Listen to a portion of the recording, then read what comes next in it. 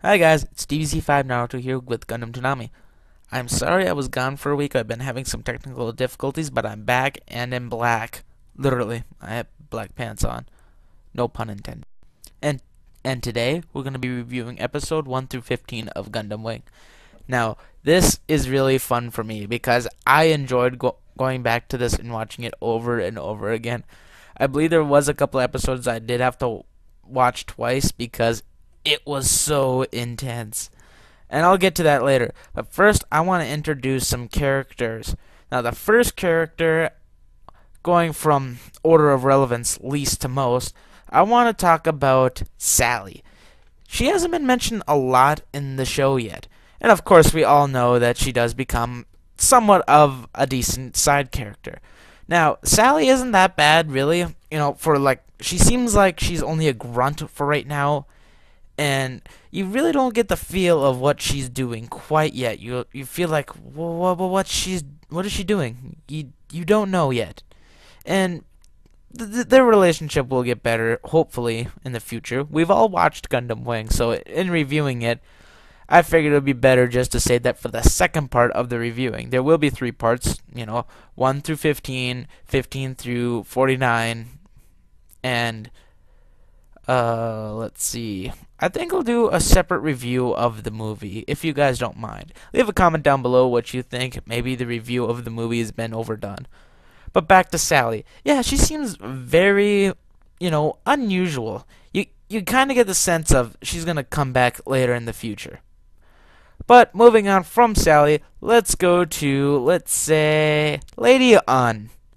Now, pardon my French when I say this, but she seems like a complete and utter bitch.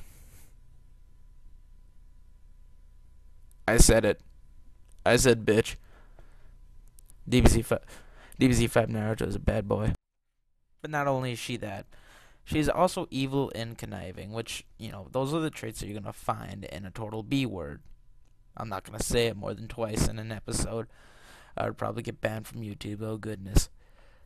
And she enjoys serving Tres Kushminada. Tres Kushminada is the leader of Oz, and moving forward from people of relevancy, he does a lot, really. He is not only the leader of Oz, but he is also the one who commanded and basically was the leader of the coup d'etat. Well, he was. And he did a really good job with that coup d'etat. And for Oz being the malicious bastard that they are, they actually didn't do as half bad as you would think. It wasn't just a murder scheme. Well, at least not from Zex and Noin. And moving on from people of relevancy, let's move on to Noin. Basically the helper of Zex, and she's cute and's got a wit of her own. And she obviously has a crush on Zex. Come on, it feels like I'm in high school or watching Gundam Age again. Dun dun dun. It feels very overdone. I guess after watching so many animes of people having crushes on each other, and one of them is completely not interested, it tends to get a little annoying. So when I do rate this at the end of all my reviews, I'm gonna mark it down because come on, it's so original. Please, just something different. And moving on, then we have Zex. Zex is, well, the second coming of Char to me, because when you're in America and you're watching all these animation shows, you don't see a lot of people with masks on unless it has something to do with Gundam. Don't believe me? Well, first Gundam, there was Char. Gundam Seed, Rala Crusade. Gundam Wing, Zex. It seems like any major Gundam show in America that I've seen has somebody with a mask on, and maybe that's their big selling point. But moving on to the stuff in the actual anime, Zex is really Miliardo Peacecraft, I believe that's how you say it. I'm sorry, they say it a lot in the show, but you really don't get the sense of that's his real name. Well, you hear it once, and that's from Trey's. But obviously, if you watched this before, then you already know what his real name is, and he is the member of a Peacecraft family who basically said, I'm not gonna deal with Oz taking over everything, and he went into the military to try to get revenge for his family being destroyed. Now, for him being a peacecraft, he's supposed to be all peaceful. Well, he disinherited himself, and now he fights for the peacecraft kingdom, which is kind of ironic since they promote no fighting. And then it seems very, very, cliche to put it that way, that he has to be fighting for the place, and he's not. He disowns himself. Now, for his mobile suit. His mobile suit is the Tallgeese. The Tallgeese is basically the original blueprint to all mobile suits, at least in that era. Believe it or not, the Tallgeese is originally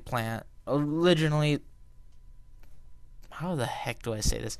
It's originally the original mobile suit of this era. That's what the Gundams were based on. That's what the Leos were based on. That's what the Space Leos were based on.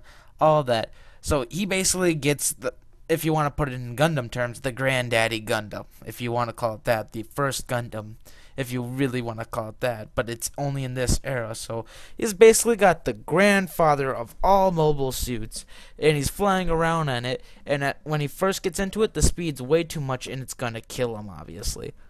So he has to adjust, and really he does that in the few episodes that he does it fairly well. Now, moving on in characters, we have Catra.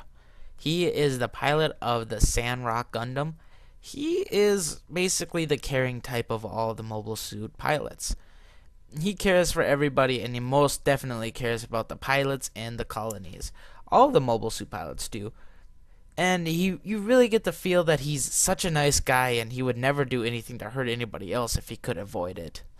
And that's really, something that isn't outdone a lot. They're mostly more like Hero Yui, where they kill, kill, kill. That's all I'm programmed to do is kill. Moving on from Catra, we have Wu Fei. Wu Fei is really the stuck-up, stubborn one who really is quiet and keeps to himself and does a lot of training, and his pride takes over. He's kind of like a Vegeta off of DBZ. Yeah, he's very like that. He tends to stay to himself, and his pride really gets to him.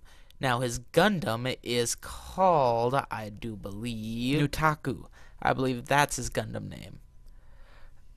And Nutaku, as a mobile suit, is really, really unique. You don't see a lot of mobile suits like this. That one that has a dragon arm, that does little Transformers thing, and then just throws flames everywhere.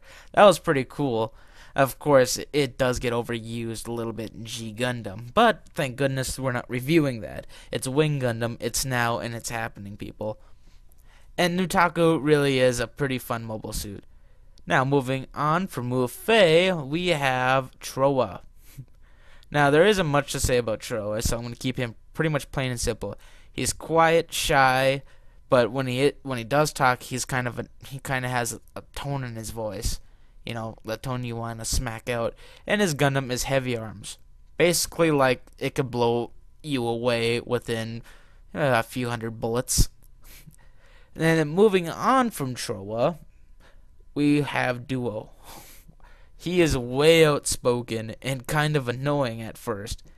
And he kind of thinks of himself as the cool, nice guy, the good guy, the guy you want to be with type of guy. Now, his Gundam is the Death Scythe, and Death Scythe is really original as a Gundam. I mean, come on. A sweet scythe. Kids watching this show, they're like, yeah, chop his head off. That sounds a little bad, but it's true. I remember when I was sitting at home watching this when I was only 10. I'm like, yeah, get him. Get him. And then moving on from Duo and the Death Scythe, we have Hero Yui. Oh my goodness. I think I'm going to put him off for a separate review. I'm going to go with really in-depth with Hero Yui. But I will give you the basic info. His name is Hero Yui. He tends to be a little bit of a punk asshole and a nice guy all wrapped up into one. And he pilots the Wing Gundam. I'll save that for another time when I go way into depth about his character. Wing Gundam, however, in terms of originality and classicness, he definitely gets the cake. I believe it was Wing Gundam that first started the green